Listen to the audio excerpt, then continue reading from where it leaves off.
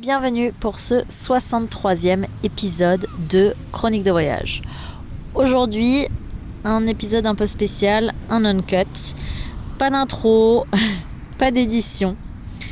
Tu comprendras pourquoi d'ici quelques minutes. Je te parle en direct du parc à chiens, à côté d'un aéroport, donc il y a pas mal de bruit, il y a une route aussi derrière moi, du monde, et j'ai pas la possibilité d'éditer, donc tu vas voir l'ambiance générale. J'ai envie de te raconter un peu ce qui se passe en ce moment, où j'en suis depuis Coachella, même depuis que je suis arrivée en Amérique du Nord. Donc tu le sais, je suis arrivée en Amérique du Nord fin janvier au Canada. Je me suis baladée un peu au Québec, puis j'ai acheté un camping-car. Et j'ai commencé, après l'achat du camping-car, à aller en direction de Coachella en traversant la route 66. Et depuis, en fait, pendant le festival, le camping-car a commencé à faire un bruit vraiment étrange. Donc je me suis garée en fait dans un parc où je me sentais en sécurité. Il y avait des toilettes, il y avait tout ce qu'il fallait à côté, de quoi remplir l'eau. Vraiment tranquille. Donc je suis restée là le temps d'avoir quelqu'un qui vient, et en fait c'était l'alternateur qui commençait à faire des étincelles. Donc j'ai un garagiste qui a pu venir, ce qui est bien aux États-Unis. Je sais pas si ça existe peut-être dans d'autres pays, moi je connaissais pas trop le principe, mais en fait un garagiste qui se déplace, qui vient jusqu'à toi.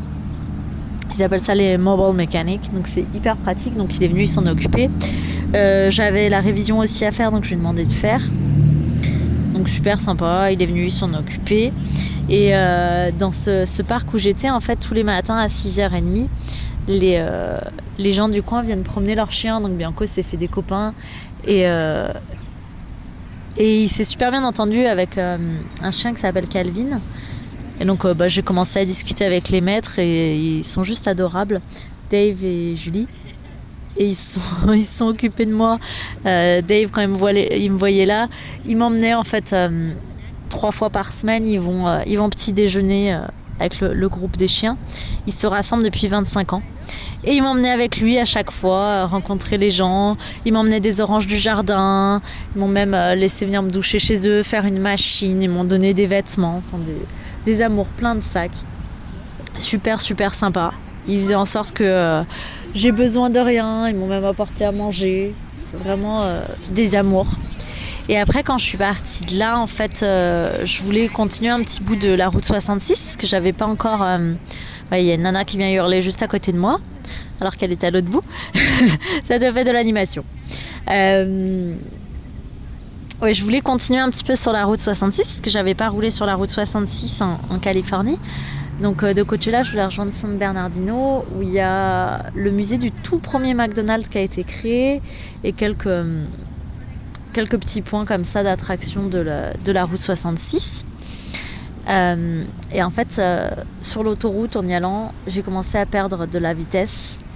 Je suis sortie comme j'ai pu et j'ai réussi à être en sécurité quand le camping-car s'est arrêté complètement.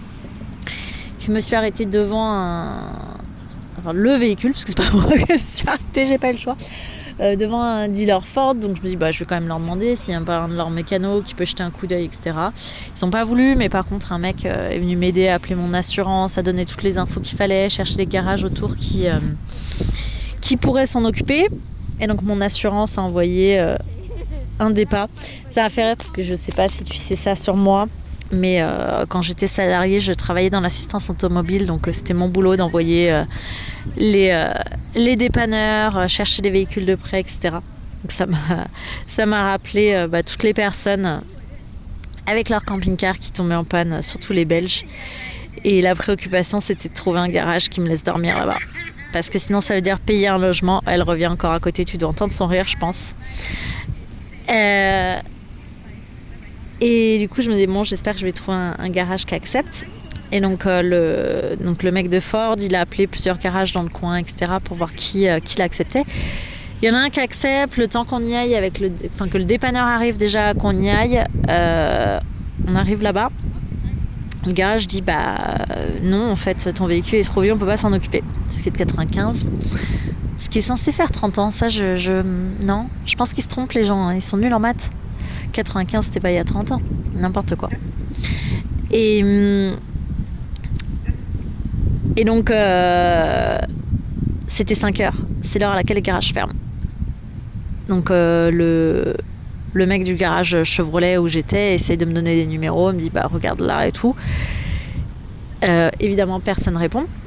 Donc je vois avec mon assurance pour que le dépanneur puisse me remorquer devant son dépôt, que je puisse dormir là-bas. Le mec le patron de la société de dépannage dit ouais dans la rue pas de souci, par contre dans ma cour c'est pas possible. Je dis ouais non mais t'inquiète, si je peux rester dans la rue ça me va bien. Et en fait quand il me remorque là-bas, quand j'arrive, il se trouve qu'il y avait avec ceux de la société de dépannage, il y avait le mec qui répare les véhicules de remorquage qui était là. Donc il dit bah écoute si tu veux je jette un œil. Et donc il voit direct que c'est encore l'alternateur qui a perdu les dents. Donc je lui dis bah attends il vient d'être changé, c'est encore sous garantie. Donc on va voir avec le magasin, on fait des va-et-vient. Super sympa le gars. Il m'emmène faire un tour sur sa Harley pour aller chercher la pièce. Et donc j'ai pu faire un tour en Harley, j'adore ça. Quand j'étais petite, mon père conduisait des Harley, donc j'étais habituée toute petite. Ça m'a fait bizarre de retourner sur une Harley. Je sais pas si j'en avais refait, j'ai déjà refait de la moto depuis, mais sur une Harley, je suis pas bien sûre.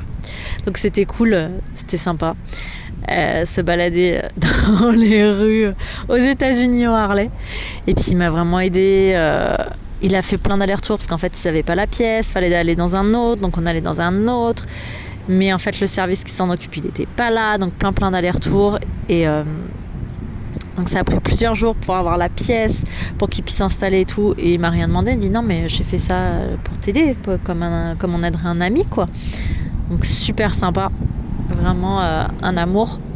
Et donc j'ai pu reprendre ma route. Je suis allée jusqu'à Los Angeles. Et là j'ai parce qu'il y a encore des points en fait sur la route 66. C'est là qu'elle est arrivée. Alors c'est pas Los Angeles même, c'est à Santa Monica qui est un peu plus au nord.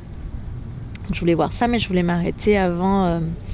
Je me suis dit bah quitte à être là, j'ai envie d'aller voir l'observatoire, le Griffith Observatory.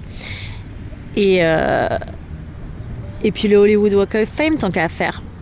Donc en fait, j'ai pu aller me balader et visiter tout ça. Et en fait, en repartant de mettre du carburant, là, je cale à sortie. Attends, je laisse passer l'avion.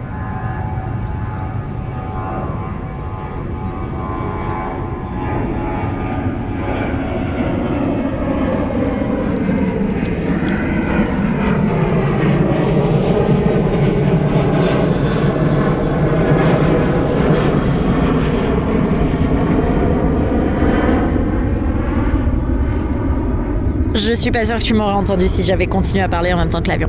Donc je cale à la sortie de la station-service, je bloque une voie. Alors heureusement je bloquais pas tout, j'étais pas en plein milieu parce que j'avais besoin de tourner à gauche, donc j'aurais pu tout bloquer, mais je bloquais qu'une voie. Et là en fait je lui ai demandé au gars de la station-service comment ça se passe ici quand tu bloques la route, parce que je peux appeler mon assurance, mais ça va prendre des heures.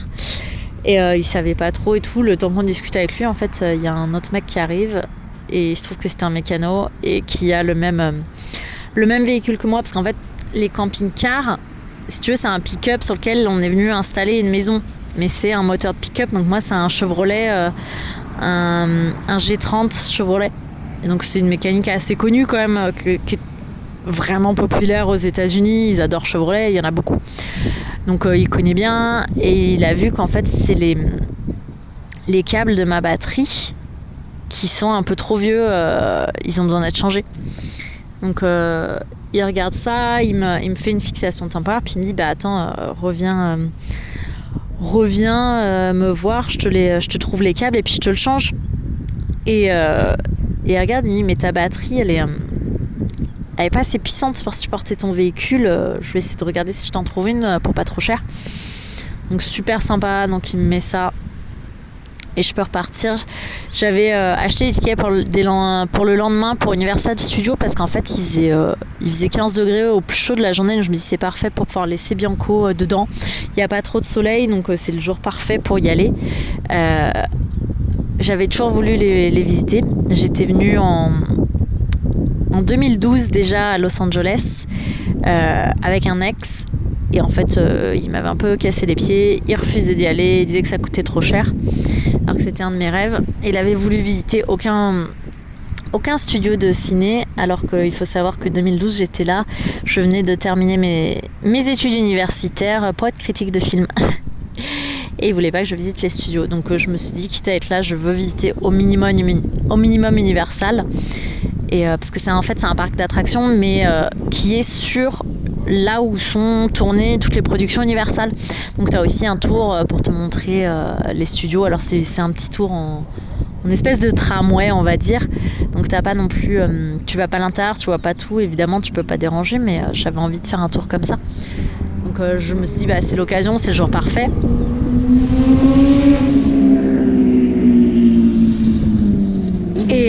Et donc j'avais repéré un petit parc à côté en me disant je vais me garer là, ça sera pas trop loin d'Universal, j'aurai pas trop de bornes à faire demain. Et en fait en arrivant au parc, je commence à essayer de me garer et en me garant, je cale à nouveau, genre je bloquais la route. Donc j'ai réussi à appeler Angel, donc ce mec qui m'avait aidé. Il me dit ouais je vais venir t'aider. Et en fait le problème c'est que mon numéro canadien, il passe par une appli et en fait son opérateur pouvait pas m'appeler. Et moi j'arrivais plus à l'appeler. Je lui ai envoyé des messages, donc il pouvait lire les messages, mais il pouvait pas m'en envoyer. Donc il n'arrivait pas à trouver. Je lui avais envoyé ma localisation et tout, et il trouvait pas. Donc il a pas pu venir. Puis au bout d'un moment, j'ai quand même réussi à la redémarrer au moins assez de temps pour que je me gare. Et j'ai pu me garer, j'ai pu dormir là. Et le lendemain, donc, j'allais à Universal, j'ai réussi à rouler jusque là-bas, puis revenir au parc pour être en sécurité. Et donc le surlendemain de la première panne, on avait dit avec Angel qu'il viendrait qu'il me changerait mes câbles et tout. Et donc j'ai envoyé des messages dans la journée parce que je m'inquiétais un petit peu à ce moment-là. Je savais pas que c'est son opérateur qui laissait pas. J'ai eu peur qu'il lui soit arrivé quelque chose. J'ai envoyé des messages, si tout allait bien. Puis en fait, au bout d'un moment, il a essayé. Il m'a appelé en fait avec le numéro d'un copain à lui. Et là, ça marchait. Donc il dit oui, moi c'est toujours bon pour moi, évidemment. J'ai essayé de venir l'autre jour, il m'explique, mais j'arrive pas à t'appeler. Ça me dit que tu bloques mon numéro. Hyper bizarre quoi. Et donc je le retrouve. Il est là avec le copain qui avait prêté le numéro et il m'aide, il me change les câbles pour que je puisse reprendre la route. Donc j'arrive à repartir et à revenir. Là où j'avais trouvé un parc à chiens pas très loin. Oh, attends l'avion.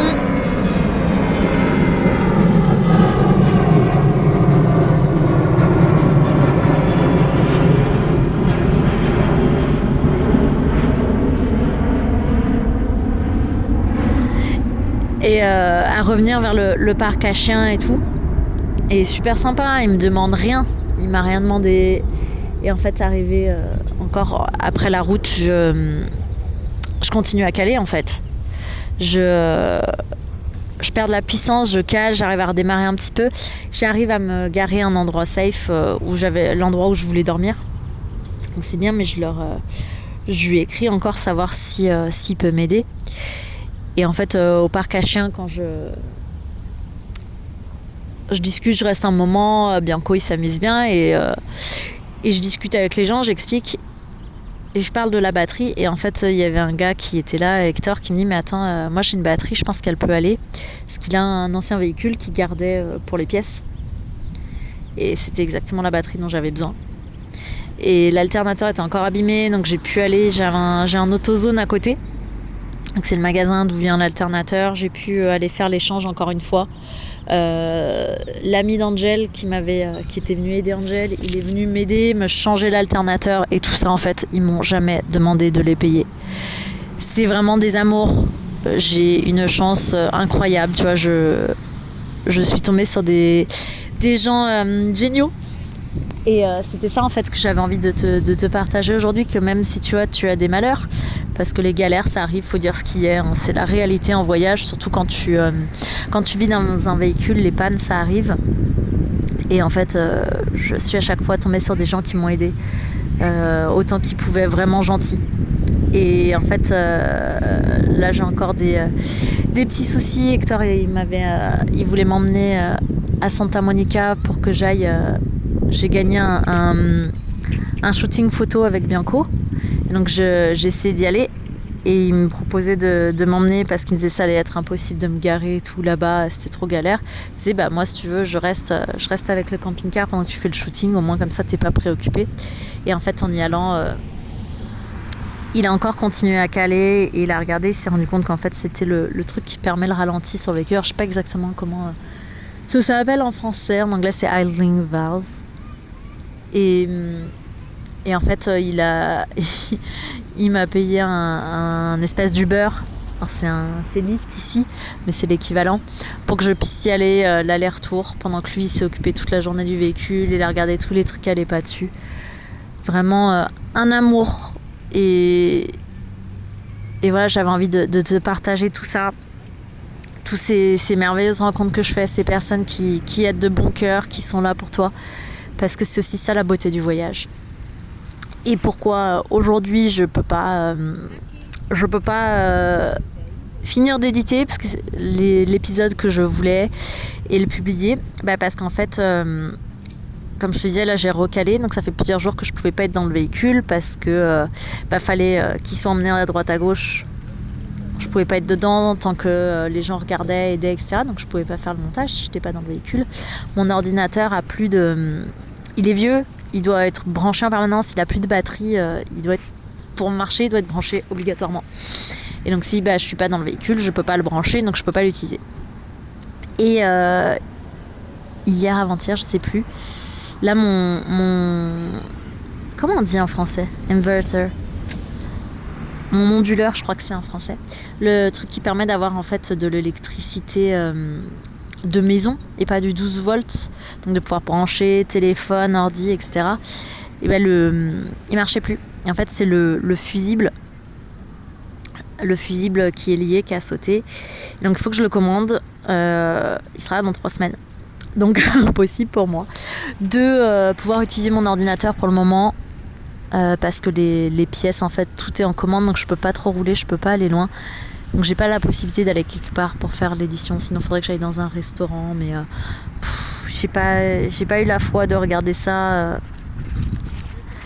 avec toutes les galères qu'il y a, même si Hector il s'occupe bien de moi, du véhicule, je préfère rester à côté ou m'occuper de Bianco et de son chien à lui pendant qu'il regarde, plutôt que de courir dans les restaurants où de toute façon les chiens sont probablement pas autorisés.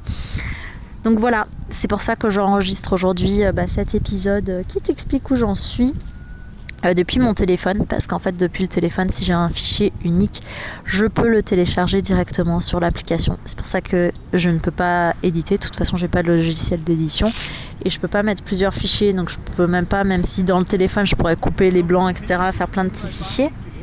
Ah, des gens qui viennent parler juste à côté. Je pourrais pas les mettre tous, je pourrais mettre qu'un seul fichier. Donc c'est pour ça que c'est un uncut aujourd'hui, pour t'expliquer où j'en suis, pour te raconter un peu ce que c'est aussi la réalité du voyage, et que même si c'est dans la galère, il y a des belles choses qui peuvent arriver et tu peux faire des belles rencontres. Donc j'avais envie de te partager tout ça.